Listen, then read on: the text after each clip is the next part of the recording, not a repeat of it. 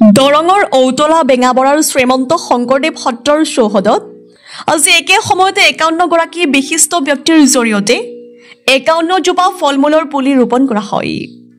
শ্ৰীমন্ত শংকৰদেৱ সত্ৰ পৰিচালনা সমিতিৰ ঋতিকত ৰূপায়ণ কৰা গছপুলি ৰোপণ কাৰ্যসূচীৰ লগত সংগতি ৰাখি এখন চমু সভা অনুষ্ঠিত কৰা হয়। ওদালগুৰি জিলা মইনা পাৰিজাতৰ সভাপতি যতীন্দ্ৰনাথ কৃষ্ণদাসে আধৰা সভাখন সঞ্চালনা কৰি সত্ৰৰ সত্ৰাধিকাৰ বাবুল চন্দ্ৰ ডেকাই।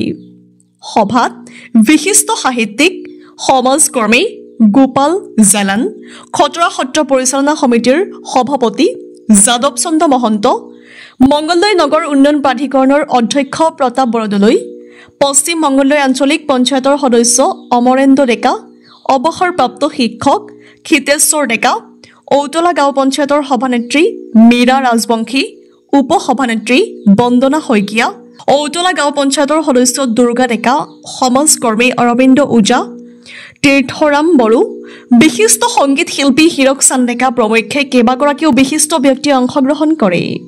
সভাত সত্ৰৰ শিল্পীসকলে সাংস্কৃতিক অনুষ্ঠান পৰিৱেশন কৰি সকলোকে আপ্লুত কৰে। News desk Republic Assam.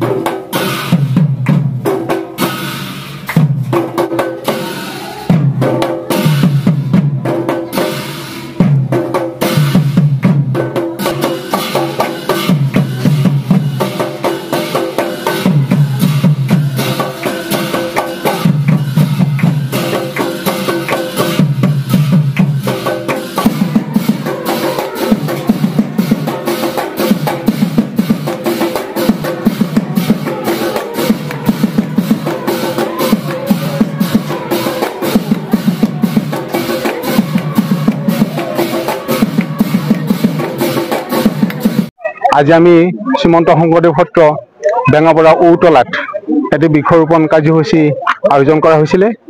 আমি একেলগে আজি প্ৰায় ৫০টাতকৈ অধিক গছপুলি ৰোপণ কৰিলোঁ। ভিতৰত অধিক গছ ফল মূলৰ গছ আমি লগাইছোঁ আজি। আৰু এই ফল মূলৰ গছ ৰোৱাৰ এটাই আমাৰ চিন্তা, অৰ্থাৎ আমি সদায় মানুহৰ কাৰণে আমি চিন্তা কৰি থাকোঁ। এই ফল মূলৰ গছখিনি ৰোৱাৰ কাৰণটো হ'ল মানুহৰ লগতে পশু পক্ষীৰ যাতে উপকাৰ হয়, পশু পক্ষীৰ যাতে জীৱন নিৰ্বাহৰ সহজ হয়, আৰু সেইকাৰণে আমি ফল মূলৰ গছখিনি ৰূপায়ণ কৰা হৈছে। আৰু ইয়াৰ লগতে আমি অনাগত দিনত অসম চৰকাৰকো আমাৰ এই সত্ৰখনৰ প্ৰতি দৃষ্টিগোচৰ কৰিবৰ কাৰণে আমি সেৱা জনাইছোঁ। মাননীয় মুখ্যমন্ত্ৰী মহোদয়ে সমাজৰ কাৰণে যথেষ্টখিনি কাম কৰি আছে, আৰু দৰং আৰু ওদালগুৰি সাংসদ মহোদয়ে ইতিমধ্যে যথেষ্টখিনি কাম কৰি আছে। লগতে আমাৰ সত্ৰখনো যাতে তেওঁলোকে চকু দিয়ে, আমি আপোনালোকৰ মাধ্যমতে তেখেতলোকক অৱগত কৰিছোঁ। আমাৰ এই সত্ৰখনত কৰিব লগা কাম বহুত আছে, আৰু অনাগত দিনত যিখিনি কাম বাকী আছে কৰিবৰ কাৰণে সেইখিনি হ'ব বুলি আমি ভাবিছোঁ। অলপতে আমাৰ দৰং জিলাৰ উপায়ুক্ত মহোদয় ইয়াতে আহিছিলে, তেখেতকো আমি আমাৰ সত্ৰখনৰ অভাৱ অভিযোগ অৰ্থাৎ যিখিনি আছে সেইখিনি আমি তেখেতক অৱগত কৰিছোঁ। বিভিন্ন ঠাইৰ পৰা আমাৰ এই সত্ৰলৈকে অতিথিবিলাক আহে, কিন্তু অতিথিৰ যিখিনি শুশ্ৰূষা কৰাৰ যিখিনি ব্যৱস্থা লাগে সেই ব্যৱস্থাখিনি আমি এই সত্ৰখনত কৰি ল'ব পৰা নাই। অনাগত দিনত আমি অসম চৰকাৰৰ পৰা এই আটাইখিনি সুবিধা পাম বুলি আশা কৰিছোঁ, আৰু যাতে গুৰুজনাৰ ধৰ্মটো প্ৰচাৰ প্ৰসাৰ কৰাৰ কাৰণে তেখেতলোকে এইখিনি আমাক সহায় কৰি দিয়ে, এই কামনা কৰি আমি আপোনাৰ ওচৰত সেৱা জনাইছোঁ। আমি ইয়াৰে সত্ৰাধিকাৰ বাবুল চন্দ্ৰ ডেকাৰ নেতৃত্বত একেলগে আজি ৫১টা গছৰ পৰি ইয়াত ফল মূলৰ পুলি ৰোৱা হৈছে।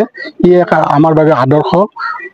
এই আদৰ্শ সকলো সত্ৰই যদি মানি চলে, অনাগত দিনত অসমত যি এক আমাৰ বায়ুমণ্ডল পৰিৱৰ্তনৰ এটা যি পৰিৱৰ্তন আহিছে সেইটো খাম কাটিব বুলি আমি ভাবোঁ। আৰু এই পদক্ষেপে আমাৰ নতুন প্ৰজন্মক বিশেষভাৱে আকৰ্ষিত কৰিব, কাৰণ গছ ৰুলেহে মানুহ থাকিব বুলি এটা কথা আছে। সেই কথাখিনি আজি ইয়াত প্ৰতিয়ন গৈছে। যিকোনো খবৰ আৰু বিজ্ঞাপনৰ বাবে যোগাযোগ কৰক 7896121996, লগতে 7002537271 আৰু 9854011916।